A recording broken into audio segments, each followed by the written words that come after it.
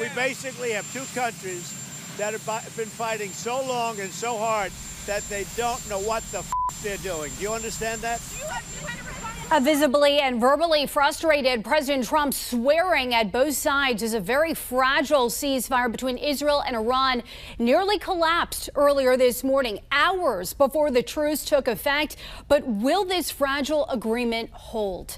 Joining me now is retired Israeli Brigadier General Amir Avivi from Israel. General, you just heard President Trump's comment. Officials say Israel is scaling back retaliation after Trump's pressure. What have you been hearing from your contacts on the ground? So Israel in the past 2 days felt that basically it reached the goals of war. For Israel, it was very, very important that this war won't become an attrition war.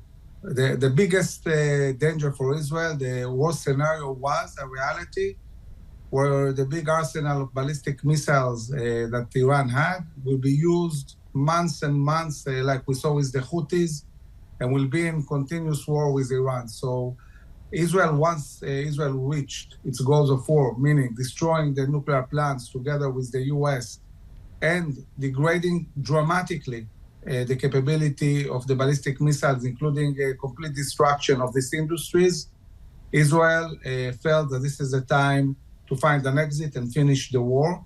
And therefore, it was very, very supportive of creating a ceasefire that will really shorten the war and create the reality that we are in, a 12-day war, a big success. In 12 days, Israel brought the Iran on its knees, dominating the skies and also enabling the participation of the U.S. I have to ask you about the nuclear program, General, because Iran is saying that they want to continue that program. Speak to us about the process of accessing what uranium is still here. And listening to your comments, it sounds like you agree with Trump's claim that the nuclear program was obliterated. Yeah, I think that the understanding is that the program has been set back many, many years. To rebuild a program like that, it's hundreds of billions of dollars, which this regime doesn't have. Now, the challenge now is to really coordinate what will be the steps if indeed the Iranians try to move again towards building a program like that. And these steps should include harsh sanctions that won't enable them to equip militias, won't enable them to really push towards a plan like that. The regime is very, very fragile. You made an important point about the regime change, because earlier today, Trump walking back his previous comments that he was open to a regime change, now saying that it would create chaos and he's not for it. If there is no regime change, is peace really possible? So I think that in the long term, of course, there is a need for a regime change. And I think that Israel set the terms for a regime change. It showed how weak this regime is. It showed it also to the Iranian people.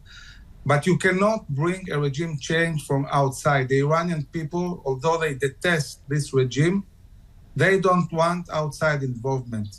Iran and Israel have both said that they wanted peace, but in light of your comments and hearing that, the question now is peace attainable for the region? And also, when you think about the setback with the ceasefire, how will that trust be built back? Retired Israeli Brigadier General Amir Avivi, I greatly appreciate your time tonight. Thank you very much.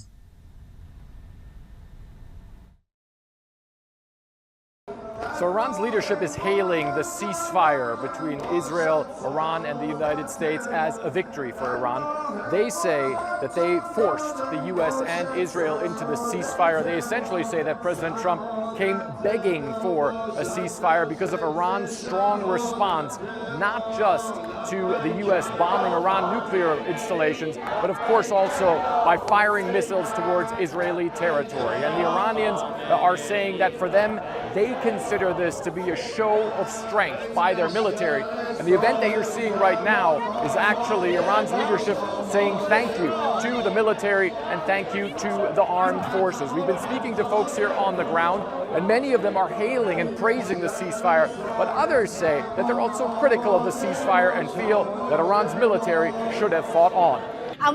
Now we're obeying the commands of the supreme leader, she says. Whatever he says, we will follow. If he orders jihad, we will follow. If he orders us to hold back, we will hold back. The ceasefire has not been something good or profitable for us, he says, because we should have finished the story. We should have totally wiped out Israel. We will crush their might, he says. We'll throw a punch into the mouths of the United States and the Zionists. Our opinion is always peace, she says. Now it depends on them how they behave. One thing Iran's leadership has been very clear about is they say that Iran's nuclear program was not destroyed by those airstrikes conducted by the Trump administration. They say the knowledge of nuclear energy remains here in Iran and that its nuclear program will certainly come back to life and even exists right now. The other thing that the Iranians are saying as well, despite that the ceasefire is taking place, they do not trust the United States and certainly don't trust Israel. And they say at any point in time, their finger is on the trigger.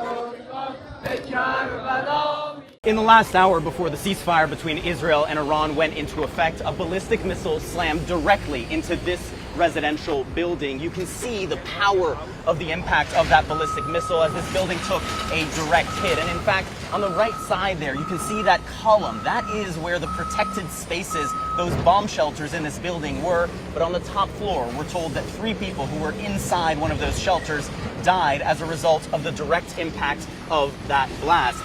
And this is, of course, the tragedy of all of this, is that 4 people were killed in the final hour of this ceasefire, between when the ceasefire was announced and when it went into effect. Now, the Israeli military also conducted very heavy strikes in the Iranian capital overnight. And then, of course, there is this dispute over what happened in the hours after the ceasefire went into effect. Israel accusing Iran of violating the ceasefire with 2 missiles. We heard from President Trump, of course, who said that in his view, both Israel and Iran violated the ceasefire. And then we heard the president calling on Israel not to carry out any further strikes in Iran.